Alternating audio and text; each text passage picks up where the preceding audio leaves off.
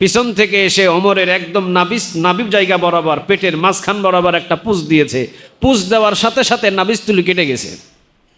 যে নাভি খাদ্যনালী যেটা ওইটা কেটে গেছে।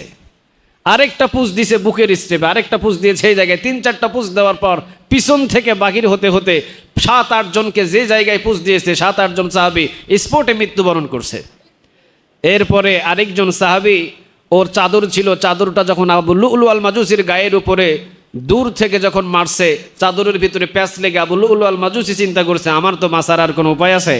কথা বলেন না, উপায় আছে? আমি যার পেটের ভিতরে ছুরি চালাইয়া দিছি, আমি পৃথিবীর যে কোনো গর্তে লুকাইলেও আমার টেনে বার করবে, আমি তো বাঁচতে পারবো না। আবু লুলু আল মাজুসি ও নিজের গলায় নিজের খঞ্জর মেরে ও নিজেও শেষ। মৃত্যুর কি নাই?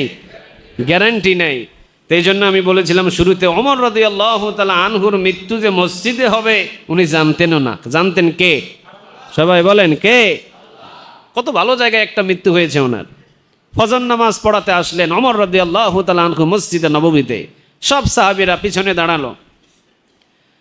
তখন তো একটু অন্ধকার অন্ধকার, সুবহে সাদিক, একটু অন্ধকার অন্ধকার থাকতেই ফজর নামাজে দাঁড়িয়ে যেতেন। বাতিগুলো সব নিভানো। ওমর রাদিয়াল্লাহু তাআলা আনহু ফজর নামাজে দাঁড়িয়েছেন, ইমামতি করছেন। পিছনে সব মুসল্লি দাঁড়িয়ে আছে। যিনি রাষ্ট্রপ্রধান তিনিই মসজিদের ইমাম। সুবহানাল্লাহ বলবেন না? মসজিদের ইমাম এবং উনি মসজিদের খতিব, উনি রাষ্ট্রপ্রধান। সুবহানাল্লাহ বলেন। ওমর রাদিয়াল্লাহু তাআলা আনহু দাঁড়ালেন, পিছনে মুসল্লিরা দাঁড়ালেন। আবু লুলু নামের একজন ইহুদি, আবু লুলু আল মাজুসি, এই ইহুদিটা ওমরের সাথে তর্ক বিতর্ক হয়েছিল। আবু লুলু নামের এই ইহুদিটা খঞ্জর বানাতেন। উনি খঞ্জর, খঞ্জর ছিলেন না আপনারা? ওই খঞ্জর বানাতেন। এই খঞ্জরের দুই পাশে ধার ছিল, অনেক দাম ছিল, অনেক মূল্য ছিল। ওই আবু লুলু আল মাজুসি উনি বানাতেন এই খঞ্জরটা। তো ওর যে মালিক, ওই মালিকটা প্রতিদিন তার কাছ থেকে কিছু মূল্য চার্জ করত, যে প্রতিদিন তুমি খঞ্জর ব্যবসা করো আর তুমি যে জায়গায় বসে ব্যবসা করো, জায়গাটা আমার, এই দোকান আমার, তো আমাকে এত টাকা দিতে হবে। তো উনি আবু লুলু আল মাজুসি উনি চিন্তা করলেন যে এটা আমার জন্য অনেক কঠিন হয়ে যায়। এই বিচারটা নিয়ে গেলেন ওমরের কাছে, যে ওমর দেখেন, আমি যেই দোকানে বসে আমি মাল বিক্রি করি, আমার যেই দোকানের মালিক, ও আমার কাছ থেকে প্রতিদিন এইভাবে 400 দিরহাম 500 দিরহাম করে আমার কাছ থেকে চার্জ করে। এটা আমার জন্য জুলুমি হয়, আপনি এটাকে সীমাবদ্ধর ভিতরে এনে দেন। ওমর রাদিয়াল্লাহু তাআলা আনহু তিনি বলেন, তুমি করো কি? কয় আমি খঞ্জর বানাই। তে খঞ্জর বানাও, ব্যবসা তো খুব ভালো, কত বিক্রি হয়? এত এত বিক্রি হয়। তো এত বিক্রি হইলে 600-700 দিরহাম দিতে তোমার মালিকের অসুবিধা কিলায়? পাইলে আরো বেশি দিবা, আরো বেশি দিবা, কম দিতে পারবা না। আবু লুলু আল মাজুসির রাগ উঠলো যে ওমর, তুমি সবার বিষয় খতায়া দেখো, আমি ইহুদি বলে আমার বিষয়টা তুমি গুরুত্ব দিলা না, আমার উপরে আরো বেশি দেওয়ার জন্য চাপায়া দিলা, তোমারে আমি দেখাইয়া দিব। ওই যে খঞ্জর একটা বানাইছে, ওই খঞ্জরটা দিয়ে ওমরকে মারবে, এই জন্য সে ওই নিয়ত করে ফজর নামাজে হাজির।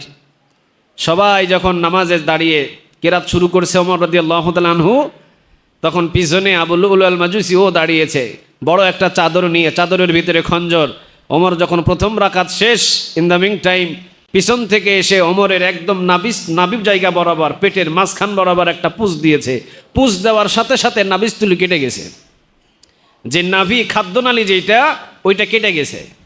আরেকটা পুষ দিয়েছে বুকের স্টেপে, আরেকটা পুষ দিয়েছে এই জায়গায়। 3-4টা পুষ দেওয়ার পর পিছন থেকে বাহির হতে হতে 7-8 জনকে যে জায়গায় পুষ দিয়েছে 7-8 জন সাহাবী স্পটে মৃত্যুবরণ করছে।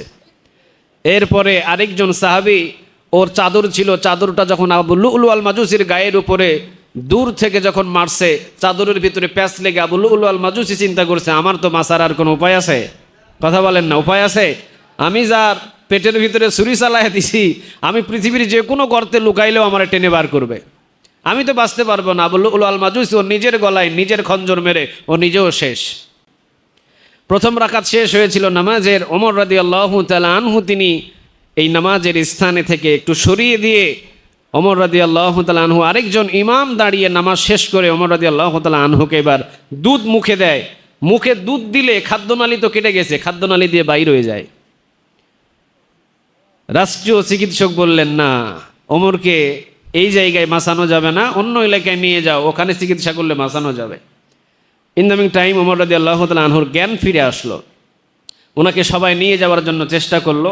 উনি বললেন যে না, রাষ্ট্রর টাকা খরচ করে আমার মতো ওমরকে চিকিৎসা করার জন্য নিয়ে যাওয়ার কোনো প্রয়োজন নাই। কোনো প্রয়োজন নেই, রাখো এখানে, আগে হিসাব দাও আমার কাছে। আমি তো ফজরের নামাজের 2 রাকাত ইমামতির দায়িত্ব নিয়েছিলাম, 1 রাকাত শেষ করছি, আর 1 রাকাত পারি নাই, ওই রাকাত শেষ হয়েছে কিনা এটার হিসাব দাও। চিন্তা করছেন? 1 রাকাত শেষ করেছিলাম, আর 1 রাকাত তো শেষ করতে পারি নাই, পড়া হয়েছে কিনা ওইটার হিসাব দাও। হ্যাঁ ওমর, পড়ানো হয়েছে, ঠিক আছে, চলো আমার বাসায় নিয়ে চলো। কোথাও নিতে হবে না। বিদায় হয়ে চলে গেলেন।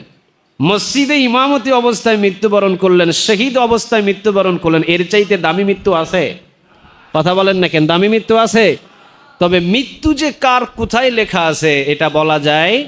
কথা বলেন, এটা বলা যায়? তাহলে কয়টা জিনিস আল্লাহ নিজের কাছে রাখছে? আরো জোরে বলেন, কয়টা? 5টা। আগামীকাল কি উপার্জন করবেন কেউ জানে না, জানে তিনি কে? আল্লাহ। আগামীকাল বৃষ্টি কোথায় হবে কেউ জানে না, জানেন তিনি কে? আল্লাহ। তো এই জন্য আল্লাহ রাব্বুল আলামিন বলছেন ইন্নাল্লাহা আলিমুন খাবীর, আল্লাহ সব বিষয়ে খবর রাখেন। কোনো বিষয় আল্লাহর কাছে পর্দা নাই, সকল বিষয়ের খবর রাখেন তিনি কে? আল্লাহ। সিসি ক্যামেরা দেখে ভয় করে, আল্লাহর যে সিসি ক্যামেরা আছে এটা দেখে কারো ভয় নাই। কথা বলেন না কেন আপনারা? একটা বাড়িতে সিসি ক্যামেরা যখন থাকে তখন চুরি করতে যায় না, চুরি করে না। ওই সিসি ক্যামেরা, মানুষের বানানো সিসি ক্যামেরা দেখে ভয় করে। আল্লাহর সিসি ক্যামেরা নাই? কথা বলেন, সিসি ক্যামেরা নাই? কিরামান কাতিবিনা ইয়ালামুনা মা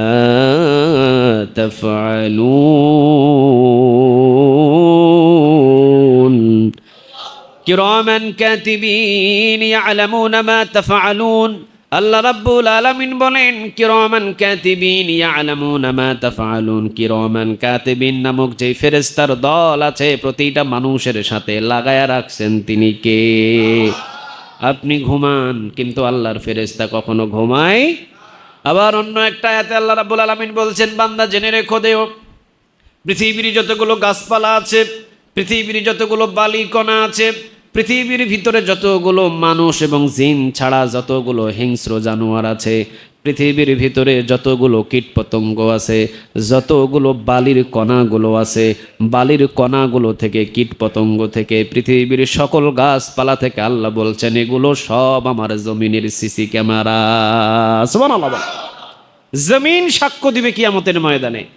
إذا زلزلت الأرض زلزالها وأخرجت الأرض أثقالها وقال الإنسان ما لها يومئذ تحدث أخبارها بأن ربك أوحى لها। বলেন কথাগুলো কার?